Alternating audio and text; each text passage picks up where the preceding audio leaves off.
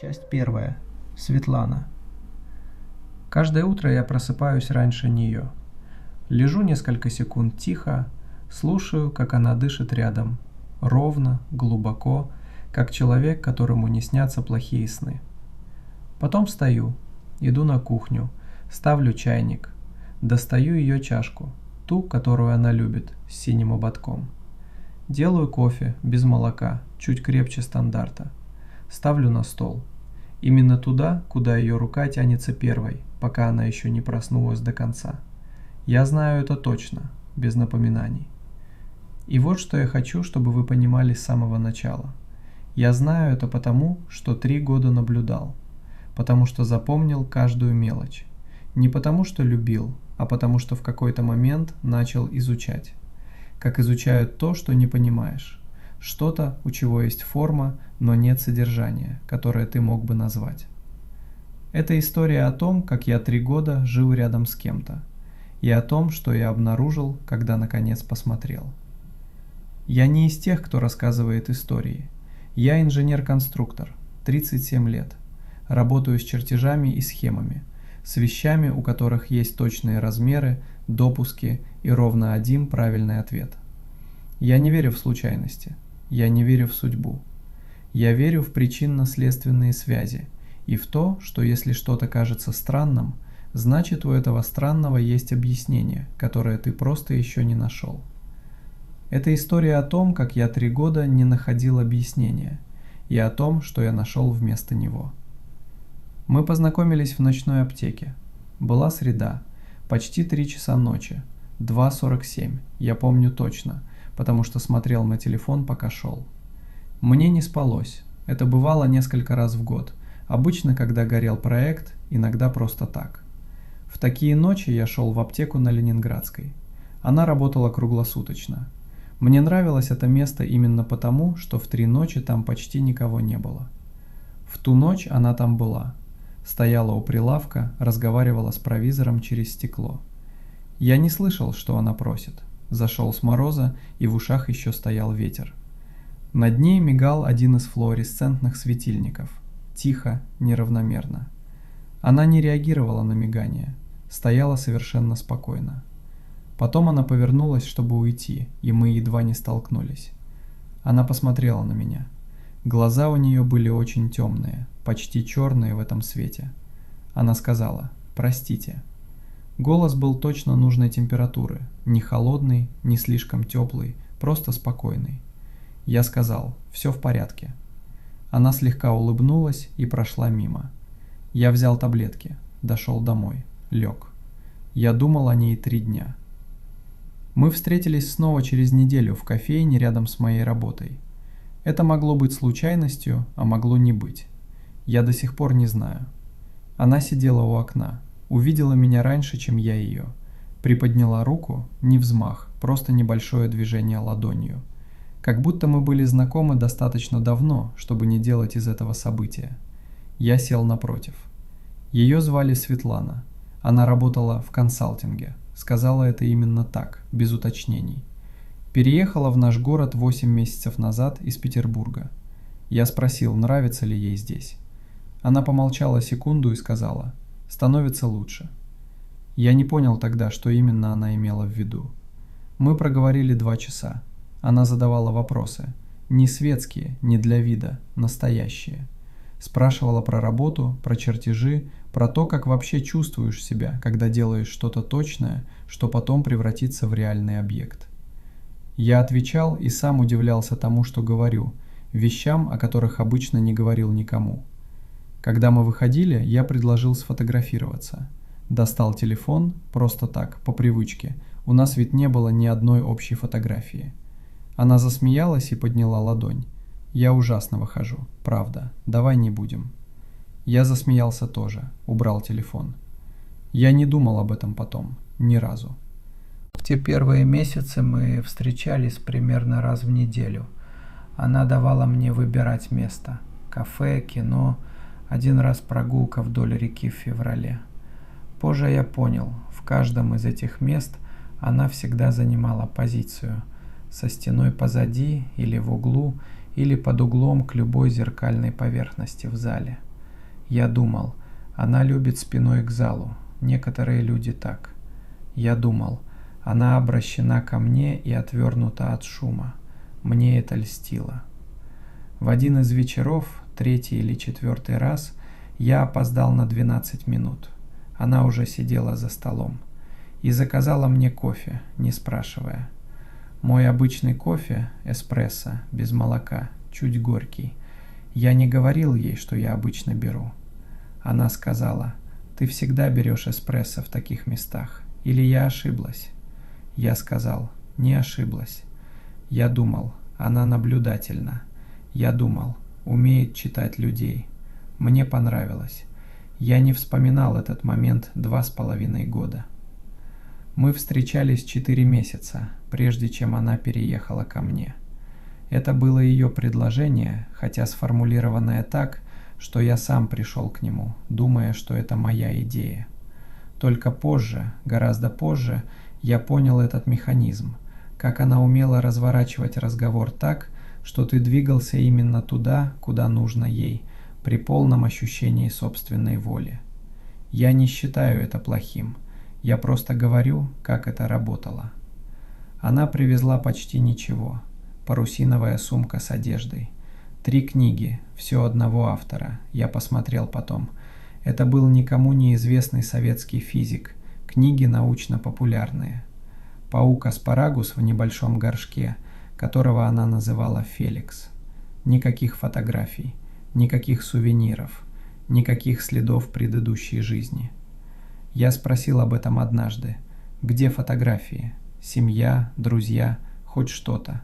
Она сказала: «Я всегда была тем, кто за камерой». Сказала это легко, как будто это очевидно. Я не стал настаивать. Если бы я думал тогда об этом иначе, я бы спросил: кто живет 30 с лишним лет и не оставляет ни одного физического следа, ни одной распечатанной фотографии, ни одного письма, ни одной открытки, ни одного магнита с холодильника, привезенного из поездки. Но я не думал об этом иначе. Я думал, она минималист. Некоторые люди такие. Феликс прижился у нас на подоконнике. Она поливала его каждое воскресенье ровно в одно и то же время. Часть 2. 3 года.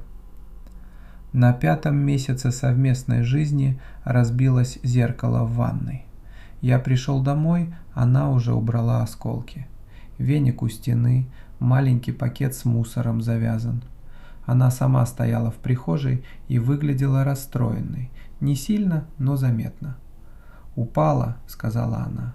«Прости, я не поняла, как». Я сказал, что не страшно. Следующие выходные мы купили новое и повесили. На 8-м месяце она предложила снять зеркало из прихожей. «Каждое утро я прохожу мимо и вижу себя до того, как готова это видеть», — сказала она. «Это портит настроение». Я засмеялся, сказал: «Ты выглядишь хорошо». Она сказала: «Ты предвзят». Мы сняли зеркало. Я отнес его в кладовку. Я не думал об этом тогда. Это было просто зеркало. Через 14 месяцев ко мне пришел Димка. Мы знали друг друга со студенчества. Он был единственным из моих друзей, который всегда говорил то, что думал, без смягчений. Это бывало неудобно, но удобные люди редко полезны. Светлана легла спать около 11. Мы сидели на кухне с бутылкой и разговаривали. В какой-то момент Димка помолчал. Он делал так перед тем, как сказать что-то, что ему трудно сформулировать. «Она хорошая», — сказал он наконец. «Мне правда нравится, но...» Я ждал. «Она смотрит на тебя так, как будто изучает. Не влюбленно, а именно изучает. Как будто делает заметки про себя». Он покрутил стакан. «Ты замечал?» Я сказал: «Может, она просто внимательная?» Он сказал: «Может». И больше к этому не возвращался. Я тоже не возвращался. Решил, что Димка просто не умеет воспринимать спокойный, внимательный взгляд без тревоги. 15 месяцев. Мы смотрели фильм. Закончили около полуночи. Она встала, подошла к телевизору и выключила его. Не пультом, а кнопкой на корпусе. Полностью, до конца. Я не обратил внимания. Я вспомнил это позже, когда лежал без сна и считал. Телевизор в режиме ожидания, темный экран, слегка выпуклый, матовый, это зеркало. Не идеальное, но отражающее. Комната, силуэты, движения. Она выключала его полностью, всегда. Я проверил память. За 3 года я ни разу не видел, чтобы она оставила его в режиме ожидания. Ни разу. Я никогда не спрашивал почему. Думал привычка. Думал экономия. 16 месяцев. Воскресенье, осень. Мы шли через парк. День был хороший. Первые холода, листья еще держались. Я достал телефон. Предложил сфотографироваться. Раньше она всегда уходила от камеры плавно, поворачивалась, отвлекалась, смеялась. Я фотографируюсь ужасно. Но в тот день она остановилась и посмотрела на меня. Молча. Потом кивнула. Она встала у дерева, повернулась ко мне, замерла. Я поднял телефон, смотрел в экран. Она была в кадре. Все как должно быть. Осеннее дерево, свет сбоку, она смотрит прямо в объектив. Я нажал, посмотрел на снимок. Что-то было не так с ее глазами. Ни цвет, ни форма, просто направление взгляда. В реальности она смотрела на меня прямо. На фотографии ее взгляд был направлен чуть в сторону. Ненамного, едва заметно. Как будто камера зафиксировала то мгновение между кадрами, когда человек смотрит в другую точку. Но она не смотрела в другую точку. Я видел это своими глазами. Я молчал секунду. Она подошла, заглянула в экран. «Ну вот», — сказала она без интонации, — «я же говорила». Она взяла у меня телефон, удалила снимок, вернула. Сказала: «Давай вместе». Взяла мой телефон, развернула камеру к нам обоим, прижалась к моему плечу. На этой фотографии ее глаза были нормальными, теплыми. Она улыбалась. Ту фотографию она удалила сама, эту оставила. Я думал о первом снимке еще несколько дней, потом перестал. 18 месяцев. Отпуск. Мы поехали в Сочи. В первую ночь в гостинице я лег рано, дорога была долгой. Проснулся около 7 и пошел в ванную, пока Светлана еще спала. Вернулся в комнату, она уже не спала. Сидела на кровати и смотрела на меня. Взгляд абсолютно спокойный, ровный. «Мне нужно в ванную», — сказала она. Встала, пошла, закрыла дверь. Примерно через 20 минут я снова зашел туда. Мне нужна была зарядка, которую я оставил у раковины. Зеркало было закрыто белым гостиничным полотенцем. Аккуратно, по углам.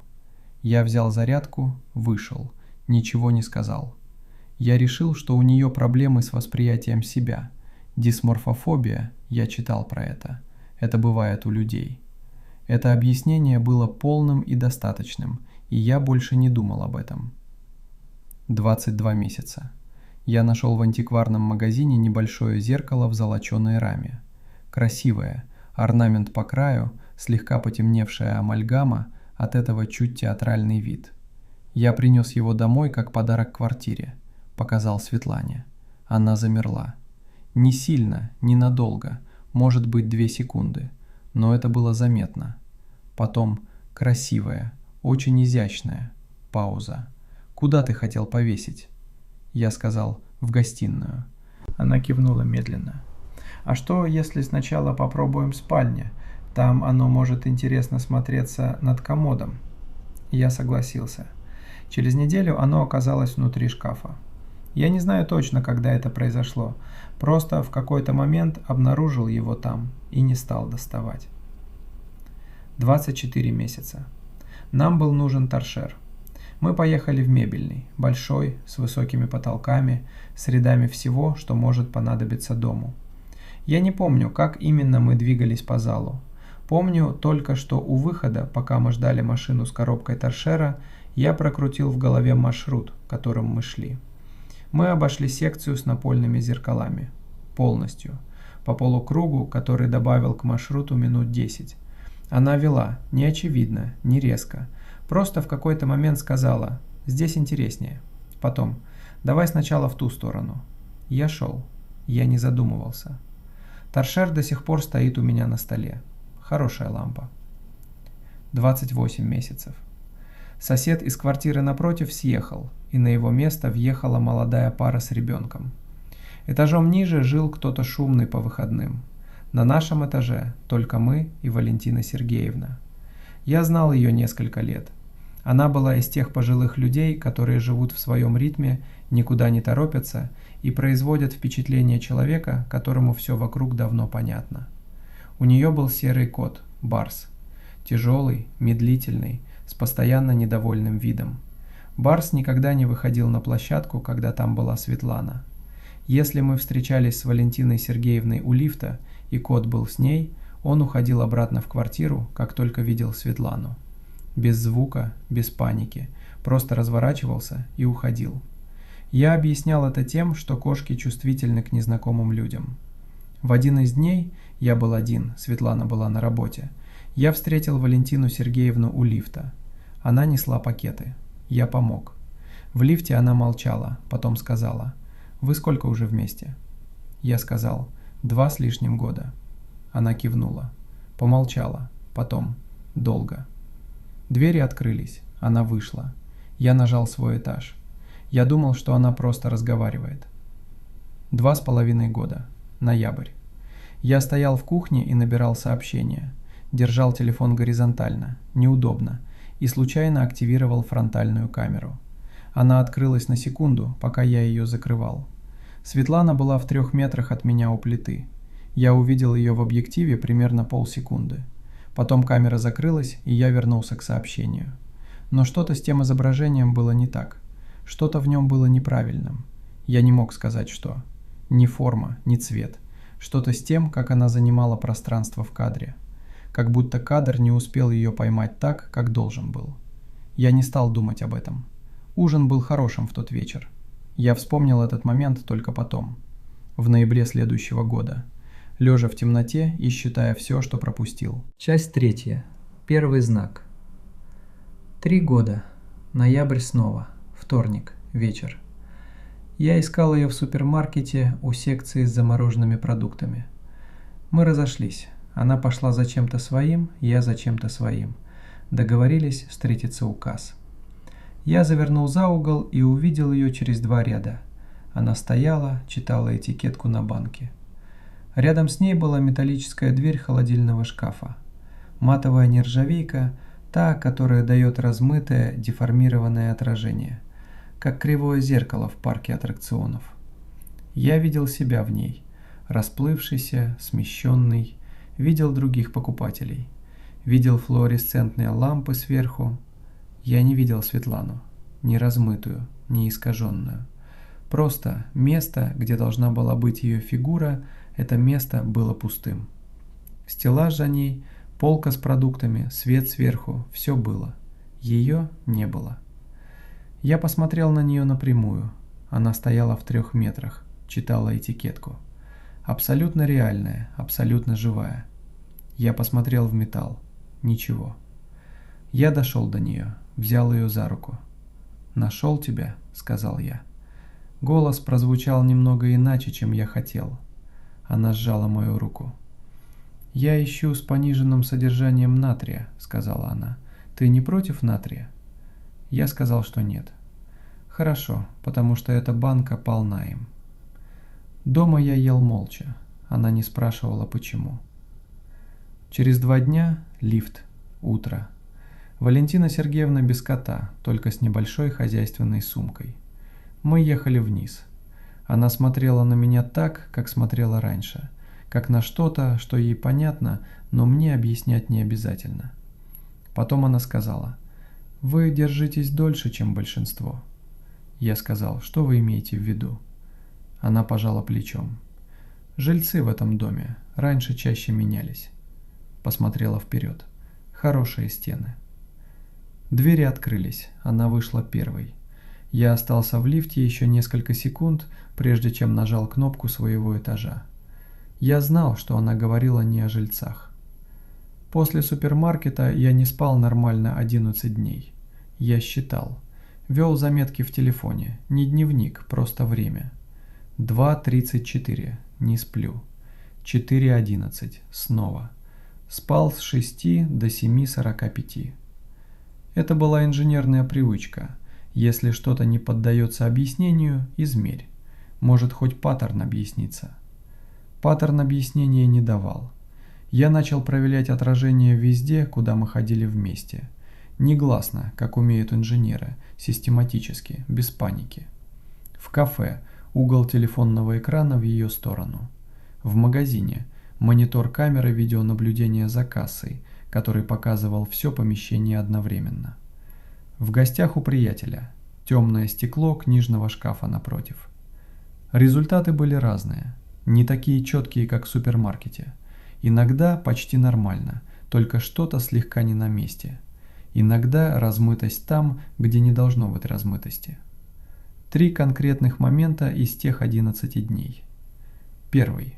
Кафе с камерой видеонаблюдения, которая показывала весь зал на мониторе за стойкой. Я сел так, чтобы монитор был в поле зрения. Когда она встала за бумажными салфетками, я смотрел на экран. Она шла по залу, поворачивалась, брала салфетки, возвращалась. Все на месте, движение, фигура, но в секунду, когда она пересекала определенную зону, изображение в том месте чуть сжималось. Не пустота, что-то мягче, размытость именно там, где должна быть резкость. Секунды 4. Потом она села напротив, и монитор показывал все нормально. Второй. Ресторан с большим горизонтальным зеркалом на стене. Я попросил столик лицом к зеркалу. Она посмотрела на зеркало, потом на меня и сказала: «Свет от окна будет лучше на твою сторону». Предложила поменяться местами. Я поменялся. Зеркало показывало меня нормально. Она оказалась сбоку, угол не тот, проверить невозможно. Она сделала это легко, практично, с заботой о свете. Она была права насчет света. Третий. Лифт. Я достал телефон и начал поднимать его. Думал о металлических дверях, как об отражающей поверхности. Она коснулась моего предплечья. Легко, как будто делая жест в разговоре, и сказала: «Там нет сигнала в лифтах этого здания». Я посмотрел на телефон. 4 полосы. Она не смотрела на экран, смотрела на панель с кнопками. Я понял тогда, это не просто то, что она знает. Это корректировки, которые она делает давно. Отработанные, гладкие, привычные. Ей не нужно думать о них. Так же, как мне не нужно думать о ходьбе. Эта мысль была страшнее металлической двери в супермаркете. Я понял, то, что я видел в супермаркете, было не ошибкой. Это была случайная ясность. Угол, свет, расстояние – все совпало. И она с тех пор что-то скорректировала. Или что-то скорректировалось само. На 9-й день я позвонил Димке, попросил встретиться. Мы сидели в том же кафе, где я всегда плохо спал после разговоров. Он взял кофе, я воду. Я говорил 20 минут. Вокруг, рядом, около. Рассказал про зеркала. Не прямо, но достаточно. Рассказал, что что-то замечаю, что не могу объяснить. Он слушал, не перебивал. Когда я замолчал, он немного помолчал тоже. «Поговори с ней», — сказал он наконец. «Не могу». «Тогда уйди. Если что-то не так, уходи. Это просто». Я не ответил. Он посмотрел на меня долго. Так, как смотрят на человека, который уже принял решение, просто еще не объявил его. «Ты не уйдешь», — сказал он. Не вопрос, констатация. Я не подтвердил, но и не возразил. Он допил кофе, сказал «Ладно», встал. На выходе обернулся. «Если что, звони». Вышел. Я ехал домой. Она была уже там. Сидела с книгой, подняла глаза. Сказала «Скучала». Я сказал «Я недолго». Она сказала «Знаю». Потом встала, подошла, прижалась ко мне. Просто так, без причины. Ее волосы пахли тем самым шампунем, который она покупала в одном и том же месте уже 3 года. Я обнял ее. Руки сделали это сами. Я остался. Часть 4. Расследование. Я начал замечать то, на что раньше не обращал внимания. Вернее, то, что замечал всегда, но никогда не собирал вместе. Свечи. Она любила свечи. Мы купили несколько подсвечников в первый же месяц, и с тех пор в квартире всегда был запас свечей. Я думал, это вкус, это атмосфера, это приятно. Теперь я думал иначе. Электрический свет умножается в каждой блестящей поверхности, в окнах, в металле, в лакированных поверхностях мебели, в воде в стакане. Свечи просто светят. Они не создают отражений, они освещают, не удваивая. Окна вечером. После 8, когда темнеет, оконное стекло становится зеркалом. Это происходит в каждой квартире, в каждый вечер. Ты видишь в окне комнату позади себя, потолок, себя. Она всегда сидела спиной к окнам вечером. Я думал, она смотрит на меня, когда мы разговариваем. Я думал, она не любит смотреть на темноту за стеклом. Теперь я отслеживал паттерн. Паттерн был всегда, везде. 3 года спиной к вечерним окнам. Фотографии.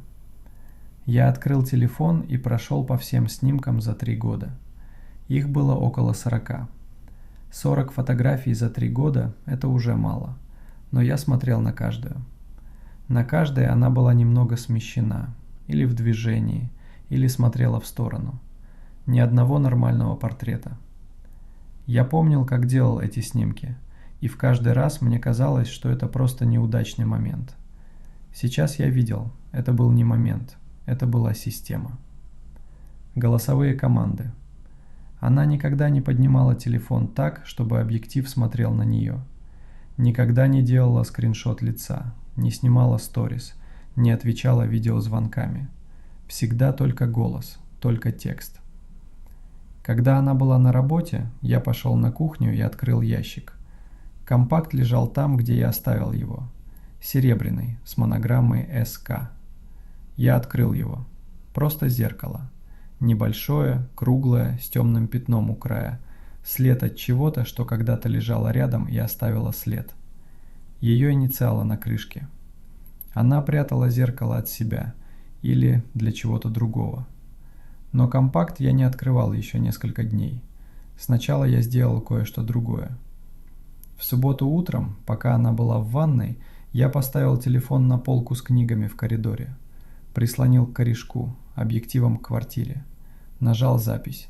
Вышел на кухню. Включил чайник. Стал делать вид, что занимаюсь завтраком. Она вышла из ванной через 20 минут. Прошла по коридору, зашла в спальню.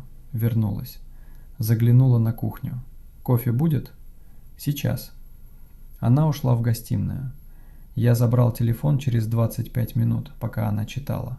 Запустил видео. Она была в кадре. Нормально. Шла по коридору, вошла в спальню, вышла, заглянула ко мне. Все на месте. Движение, фигура, тень на стене. Потом она прошла мимо ванной. Дверь в ванную была приоткрыта. Угол открытия такой, что в кадр попадало зеркало на дверце аптечки. Маленькое, прямоугольное. То самое, которое мы купили после первого. Я остановил видео. Приблизил. В зеркале. Раковина, полотенце на крючке, и много стены за мной, я стоял за кадром. Дверной проем, в котором она только что прошла, пустой. Просто проем с коридорным светом. Я прокрутил еще раз. Еще раз. 3 раза. На видео. Она идет по коридору. В зеркале аптечки пустой коридор. Я сидел с телефоном в руках минут 5. Потом удалил видео. Не потому, что не верил себе, потому что доказательство требует следующего шага. А следующий шаг – это решение. А я не знал, какое решение возможно. Я не знал, что делают с этим знанием. Я не встречал инструкций. Я удалил видео и вышел к ней в гостиную. Она отложила книгу, спросила: «Кофе готов?» Я сказал: «Забыл, сейчас». Она засмеялась. Я закрыл компакт, положил обратно. Точно так, как лежала. Я знал в этот момент с совершенной уверенностью, что она знает, где он, и что она знает, что я его нашел. Ночью, когда она уже спала, я читал. Я не из тех, кто читает такое, но я читал. Искал в нескольких языках сразу, на русском, потом на английском, потом просто листал, пока не началось что-то похожее на систему. Каждая культура, каждая традиция во всех частях мира, в разные эпохи, каждая из них имеет что-то об этом, о существах, которые не отражаются. Объяснения разные. В одних традициях отражение – это душа. Зеркало показывает душу, а не тело. Тот, у кого нет души, не имеет отражения. В других зеркало показывает только то, что полностью принадлежит этому миру. Некоторые вещи существуют здесь лишь частично, остальное принадлежит другому месту. Зеркало видит только то, что здесь целиком. В-третьих, зеркало показывает правду. Некоторым существам нечего показывать, потому что правда о них непостижима для зеркала. Я читал до 2 ночи, потом закрыл ноутбук. В спальне Светлана спала. Я смотрел на нее в темноте. Ее лицо было спокойным, абсолютно спокойным. Так спят люди, у которых нет ничего невыясненного. Грудь поднималась и опускалась, ровно, медленно. Я думал, она выбрала меня. Что бы она ни была, она выбрала меня. 3 года. Она помнит имя преподавателя, которого я упомянул однажды 2 года назад. Она сидела рядом со мной всю ночь, когда у меня была пневмония прошлой зимой, и меняла компресс каждые 20 минут. Она делает кофе именно так, как я люблю, без молока, чуть крепче стандарта, хотя я никогда не объяснял этого вслух. Я не знал, что это значило. Я лег рядом с ней. Она не проснулась. Во сне она сдвинулась чуть ближе, привычным движением человека, который делал это 1000 раз. Я не спал до утра. Часть 5. Еще одна ночь. Это было за 2 дня до того. 2 часа ночи. Я проснулся от тишины. Не от звука, а именно от тишины. Она стала другой, плотной. Я лежал и слушал и понял. Я не слышу ее дыхания. Встал. Прошел к двери спальни. Ее не было. Постель теплая. Она встала недавно. Я вышел в коридор. Кухня. Она сидела за кухонным столом. В темноте. Спиной ко мне. Как будто смотрела в окно. За окном был двор, фонарь, голые ветки березы. После 10 вечера окно превращается в зеркало, отражает комнату, а не двор. Я видел ее отражение в окне. Я видел стол, я видел 2 чашки, которые она не доставала. Я видел угол стены. Я видел себя в дверях. Я не видел ее. Стул, на котором она сидела, отражался, пустым. Я не двигался, стоял в дверях и смотрел на это. Она сидит передо мной, живая. Я слышу ее дыхание, вижу форму ее спины, ее волосы. И одновременно в черном стекле окна стул без человека. Я обнаружил, что держусь за косяк. Обе руки на дереве с 2 сторон. Не потому, что собирался упасть, просто тело нашло что-то твердое и держалось. Я понял в ту секунду очень простую вещь.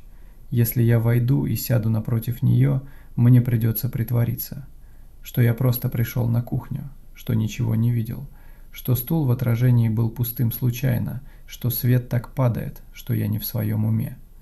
Мне придется открыть рот, сказать что-нибудь нормальное, взять чашку. И я не знал, умею ли я так притворяться. 3 года я говорил с ней, смотрел на нее, спал рядом и ни разу не проверял, умею ли я соврать ей так, чтобы она не почувствовала. Ни разу не было нужды. Я стоял. Я не мог зайти. Секунд через 20 она почувствовала меня. Повернулась. Посмотрела на меня спокойно, как будто она просто сидела и ждала. «Не спится», — сказала она. «Иди ко мне». Я вошел, сел напротив. Она встала, поставила чайник. Мы сидели в темноте и пили чай, пока не посветлело за окном. Я не смотрел больше на стекло. Она не спросила, почему я не сплю. Она никогда не спрашивала. За 3 года моих ночных бодрствований, от рабочих сроков, от той бессонницы, которая приходит без причины, она ни разу не спросила. Просто появлялась, просто делала место, просто варила чай.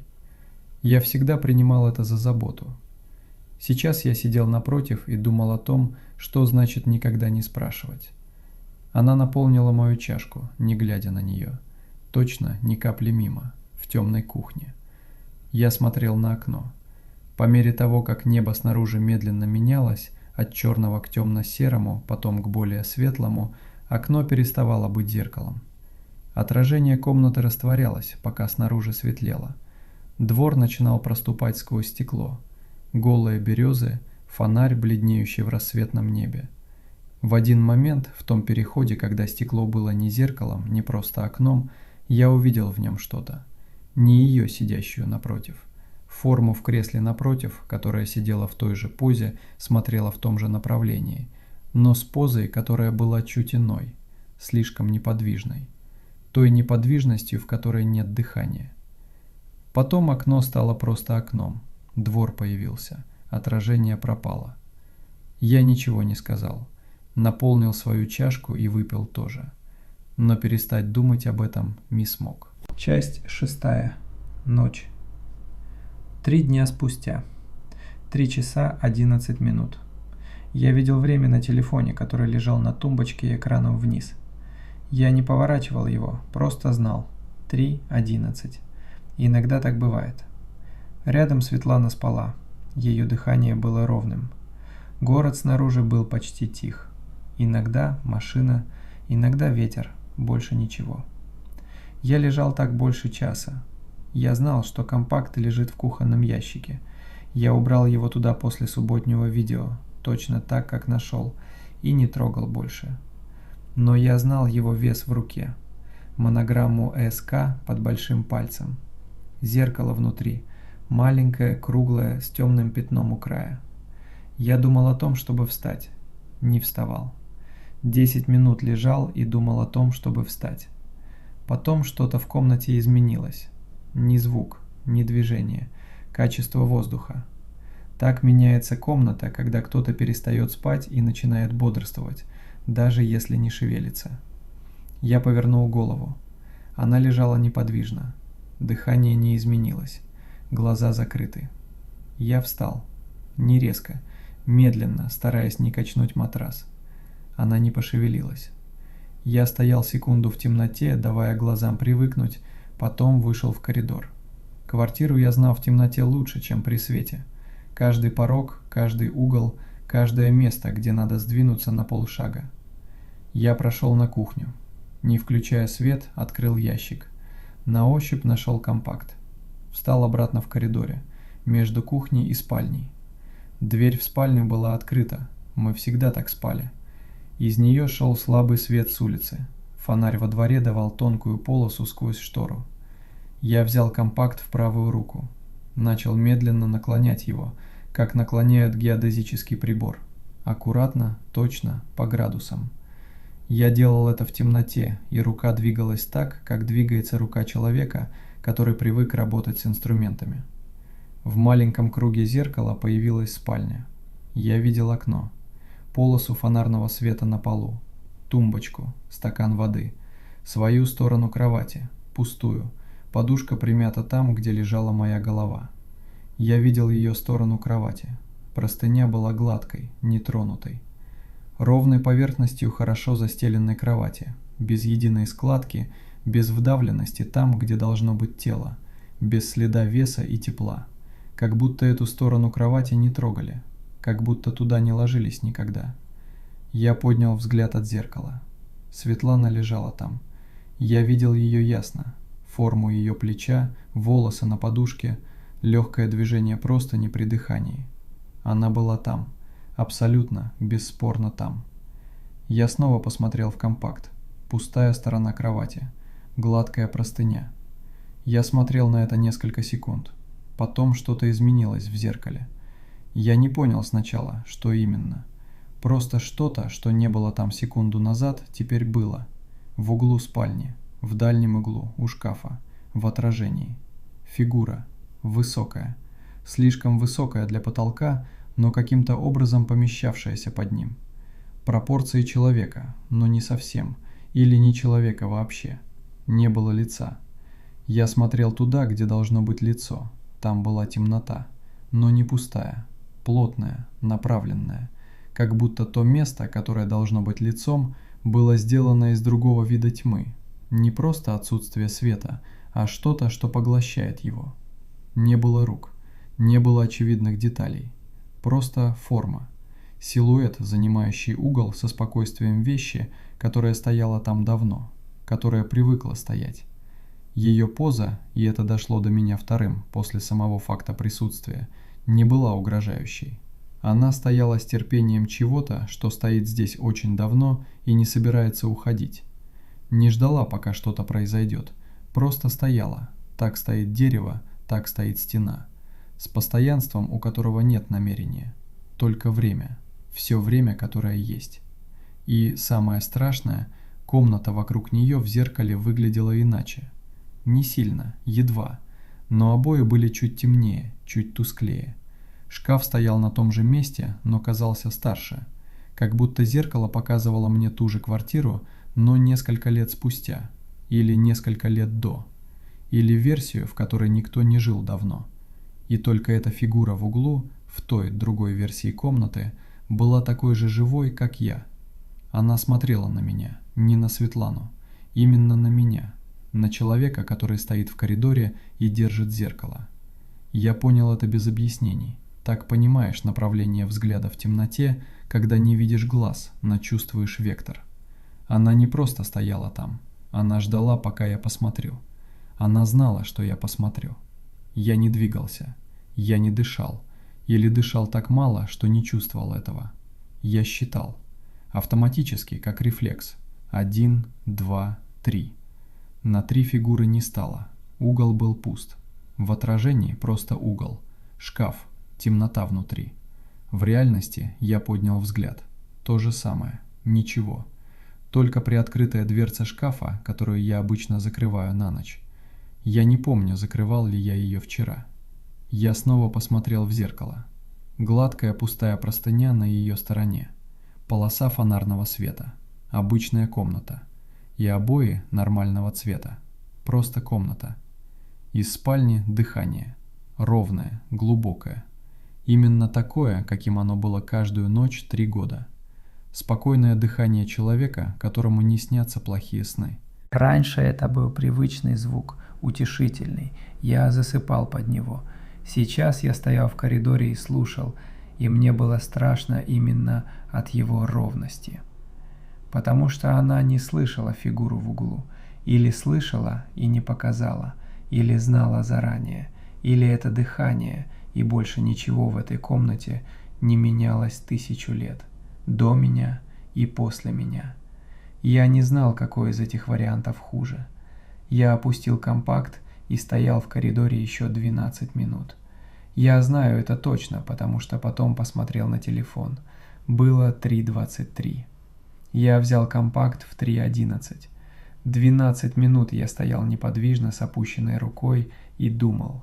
Не паниковал, не молился, просто думал. Как думают инженеры. Берешь факты, раскладываешь по порядку, ищешь следствие. Факт первый. Она не отражается. Никогда не отражалась. Или перестала до того, как я ее встретил. Факт второй.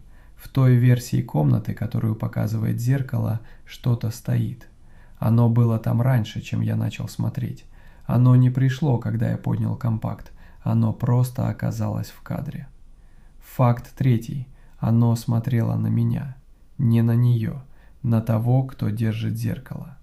Следствие? Ничего не шло дальше. Цепочка обрывалась. Я был инженером, я верил в причинно-следственные связи, и здесь связь уходила в темноту, в угол с чем-то без лица, в другую версию квартиры, которая выглядела так, будто в ней никто не жил давно. Или жил, но другим способом. Я стоял и думал еще об одном. Она пришла в ту аптеку в 2:47 ночи.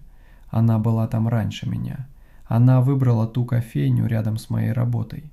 Она первой предложила переехать, косвенно, так что мне казалось, что это была моя идея. 3 года она жила в моей квартире. Она изучала меня. Именно так, как Димка сказал в первый год. Делала заметки. Но она держала мою руку в темноте. Но она сидела рядом всю ночь, когда у меня была пневмония. Но она знает, как я пью кофе, и никогда не ошибается. Я думал, эти вещи не противоречат друг другу. Что-то может изучать тебя и одновременно держать тебя за руку. Это не взаимоисключающие действия, это просто 2 действия. Вопрос, что значит первое и что значит второе. На оба вопроса у меня не было ответа. Ноги замерзли. Плитка в коридоре холодная после полуночи. Я давно знал это, просто не думал. Я закрыл компакт. Руки не дрожали. Я заметил это с чем-то похожим на удивление, потому что ожидал, что будут. Вместо дрожи было ощущение очень полной, очень тихой ясности. Так бывает, когда сложная задача наконец решается. Не радость, но определенность, когда непонятное становится другим видом понятного. Я вернулся в спальню, лег на свое место, компакт положил на тумбочку.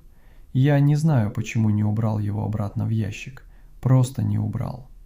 Простыни на моей стороне были холодными. Я лежал на спине и смотрел в потолок, слушал дыхание рядом, ровное, глубокое, непрерывное. Потом ее рука двинулась в темноте, она нашла мою. Медленно, привычно, движением, которое делалось много сотен раз и поэтому происходило и во сне, без усилия. Ее пальцы закрылись вокруг моей руки. «Холодно», — сказала она, не совсем проснувшись, не совсем во сне. Просто это слово, тихо, в темноту. Я не ответил. Я лежал и чувствовал ее руку. Снаружи город тихо жил своими делами. Где-то машина, где-то ветер. Больше ничего. До утра я не спал. Часть 7. Утро. Она делала кофе. Я вошел в кухню, и она стояла спиной ко мне у плиты. Она не обернулась, только сказала «Доброе утро», как будто слышала мои шаги еще в коридоре. Поставила чашку на стол, не глядя.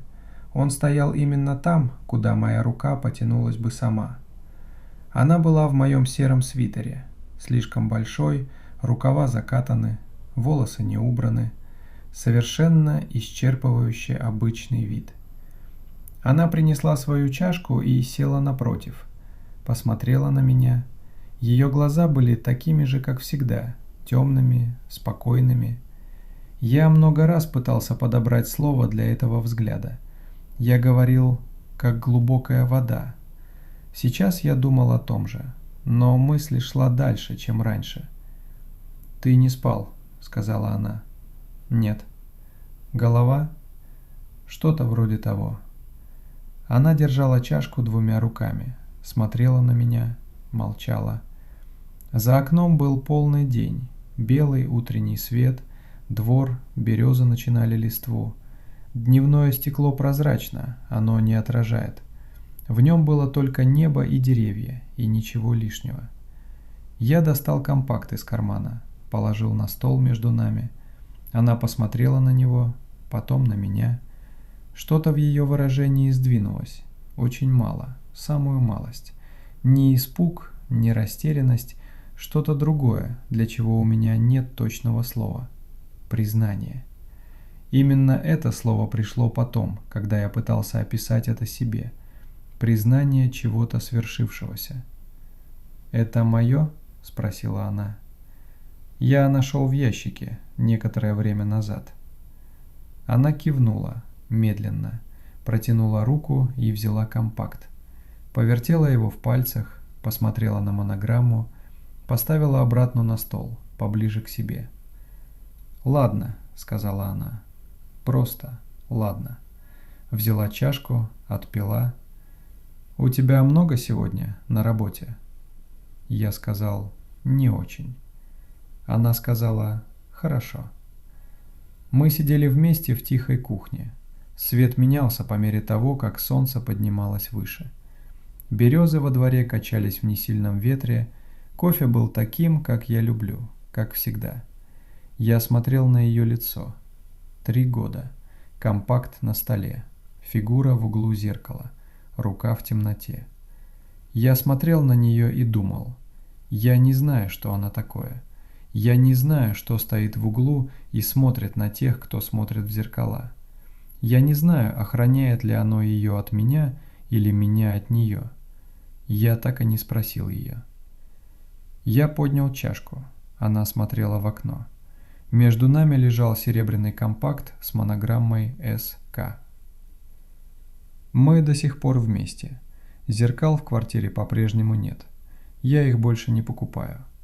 Новые соседи завели кошку, она жмется к стене, когда Светлана проходит по коридору, точно так же, как Барс. Валентина Сергеевна поймала меня однажды у лифта, одного, без Светланы, и сказала только: «Значит, решили». Я не ответил, потому что не знал, что именно я решил. Через месяц она съехала, кто-то другой занял ее квартиру. Я не знаю, куда она ушла, не спросил. Светлана не спросила тоже. На работе один из коллег как-то сказал мне за обедом: «Ты стал другим, тише». Я спросил: «В плохом смысле?» Он подумал и сказал: «Нет, просто как будто ты что-то знаешь, чего не знаем мы». Я засмеялся, сказал, что просто устал. Но вечером в туалете на работе я остановился перед зеркалом. Долго смотрел на себя. Изучал свое лицо так, как никогда не делал раньше. Искал что-то. Не знал что. Просто стоял и смотрел. Я нашел свое отражение нормальным, полным, живым. Но не нахождение ничего странного – это тоже ответ. Просто не тот, который я умею прочитать. Иногда я просыпаюсь в 3:11, ровно, как по будильнику, каждые несколько ночей. Я лежу тихо и слушаю, как она дышит рядом. Ровно, глубоко, как человек, которому не снятся плохие сны. Я думаю о фигуре в углу отражения, о комнате в зеркале, которая выглядела старше, чем наша, о пустом стуле в окне, о снимке в парке, который она удалила. Я думаю, что это такое, что стоит в углу, что охраняет или что наблюдает. Разница между этими двумя словами меня больше не тревожит так, как тревожила в ту ночь. Я перестал задавать себе вопрос, кто она. Не потому, что нашел ответ, потому что понял, это неправильный вопрос. Правильный звучит иначе. Что происходит с человеком, который 3 года живет рядом с тем, чего нет в зеркале? Что остается от него? Что меняется? Я не знаю ответа на этот вопрос. Но коллега на работе сказал, что я стал тише. И утром, когда я выхожу на кухню и ставлю ее чашку на стол, именно туда, куда потянется ее рука, я делаю это без ошибок, автоматически, как будто всегда знал, как будто выучил. Светлана никогда не спросила, куда делось зеркало. Я никогда не спросил, что именно я увидел, не увидел в нем. Компакт с монограммой «СК» лежит в кармане моего пальто. Я не пользуюсь им, просто ношу. Иногда я думаю, а что если однажды я достану его и увижу свое отражение, и оно будет смотреть чуть в сторону, как на той фотографии в парке. Вчера вечером я достал. Я не планировал, просто рука нашла его в кармане пальто привычно, как находит ключи, и я открыл, прежде чем успел решить не делать этого. Я смотрел на свое отражение несколько секунд. Оно было нормальным, полным, живым, смотрело прямо. Я закрыл компакт, убрал обратно. Но я помню, мне понадобилось несколько секунд, чтобы решить, нормальное ли оно. Это не должно занимать несколько секунд. Раньше я знал это сразу. Страшная история на ночь. Наушники обязательны. Смотри один, в темноте. Если ты досмотрел до конца, подпишись. Этот канал для тех, кто не боится слушать страшное после полуночи. Напиши в комментариях, герой истории уже изменился или еще нет. Следующая история уже готова. Включи уведомления. Она выйдет без предупреждения. Наушники. Темнота. Осторожно.